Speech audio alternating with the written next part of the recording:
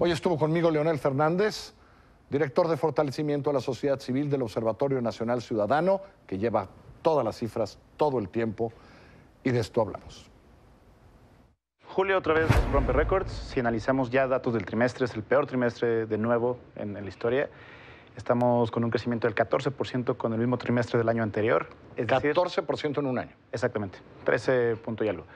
Estamos creciendo otra vez mucho, no se ve que esté deteniendo. Hubo un descenso en los últimos 2 meses, pero es parte del mismo movimiento de los homicidios. Y bueno, lo único diferente que podemos explicar es el periodo electoral. Si bien no podemos afirmar que el periodo haya jalado el número de homicidios, sí hay un número importante. De los 2.360 que hubo en el mes de junio, pues 100 y cacho tuvieron que ver con candidatos, con gente de las campañas a nivel local. Estamos hablando de un poquito menos del 10%, pero es una cifra relevante. ¿Qué está pasando? Que seguimos sin entender por dónde encontrar el problema. El problema se sigue moviendo a nivel de varios estados. A ver, háblame un poco de eso, de lo que ves en términos de estados. Mantenemos las tendencias altas en Colima, en Guerrero, Baja California. Tijuana está totalmente desbordado. Chihuahua, a pesar de todo, se sigue manteniendo con una tasa elevada. En lo que va del semestre es una tasa del 20%, sigue siendo muy alta. Controlada, pero muy alta. Y la gran novedad es Guanajuato. Guanajuato, que había estado dentro de media tabla, bajo el lugar 15 en 2014 y antes, ya llegó al 6º lugar a nivel nacional, pero con un crecimiento de arriba del 130%. En 2 años, en el primer trimestre de 2016, acá creció el 160%. O sea, cuando vemos las cifras así entendemos por qué todos los días en este noticiero volvemos a decir que si a Paseo, que si Celaya, que si, ¿no? Que si algo está pasando ahí, ¿no? Y son alertas que se mencionaron, que se estuvo viendo. El crecimiento no fue de golpe. Tenemos por lo menos ya 2 años que vemos que está siendo paulatino. Y aparentemente hasta ahorita se está empezando a voltear a ver que algo está pasando en Guanajuato. Guanajuato definitivamente tiene un problema importante de huachicoleo. No es el mismo que en Puebla, quizá, que en Tamaulipas, que en Veracruz, pero está teniendo un problema importante de huachicoleo.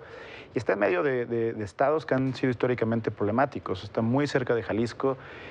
Aparentemente es el cártel Jalisco Nueva Generación quien está entrando al territorio. Pero eso nunca sabemos, ¿verdad? Es decir, podemos interpretar, pero y a lo largo claro. es irrelevante, dado que ha habido señales que permitieron prever que iba a haber este incremento.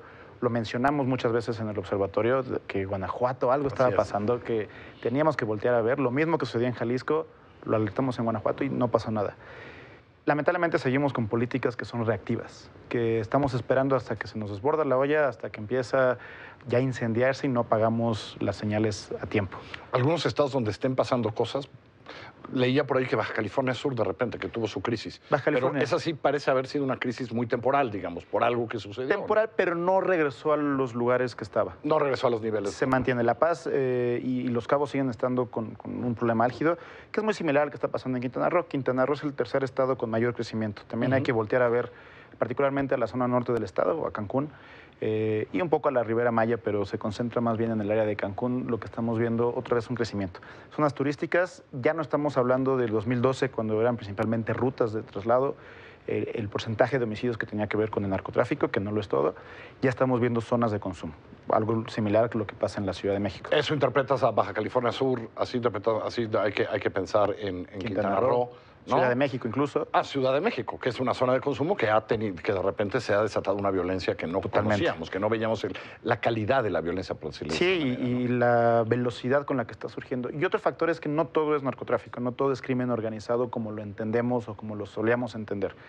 El huachicol ya es un tema importante que está generando muchos homicidios, que está generando extorsión y que está generando secuestro, pero también el tema que la violencia mal llamada común, el asalto tiende a ser más violento, tiende a haber menos riesgo para el delincuente el que cometa un homicidio mientras quiere hacer un robo y que algo suceda, ¿no?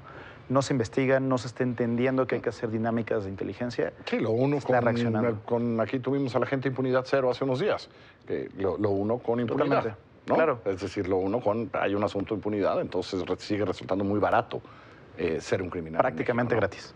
Prácticamente gratis. Si analizamos cuántos homicidios se procesan en un año en México, son menos de 5,000, y solamente que se procesan. De aquí a que haya una solución favorable y que en verdad la víctima sea culpable, pues es un pedazo muy, muy pequeño. ¿El número 1 de los estados ahora? Colima se sigue manteniendo como el primer lugar. En el periodo trimestral A nivel mensual cambia, pero... Sí, pero en trimestral, Colima. Seguimos teniendo un problema grave Seguimos ahí, en Colima. seguramente relacionado con el puerto y con algunas llegadas de drogas. Y el municipio que más resalta es Tecomán. No es particularmente Manzanillo, sino Tecomán. Vamos, Colima es muy pequeño, es una zona muy unida, pero Tecomán es el municipio donde más probable es morir en todo el país. En un tiempo de transición esto debe preocupar, ¿no? Por supuesto. Sobre todo que no encontramos una política que realmente, o una propuesta, ni en el presidente electo, virtualmente electo, ni en los otros candidatos, una política que nos hable de una nueva forma de entender el problema, ¿no? Seguimos siendo reactivos, seguimos hablando de que la misma violencia frontal se va a resolver, o pretende que resuelva el problema, pero no encontramos una política que realmente nos haga pensar que esto va a bajar. No habíamos visto un momento electoral tan álgido como este. Creemos que no está totalmente relacionado. Sí abona, pero no está totalmente relacionado, lo que significa que 2018 sin duda va a volver a ser el año más violento desde que tenemos registro.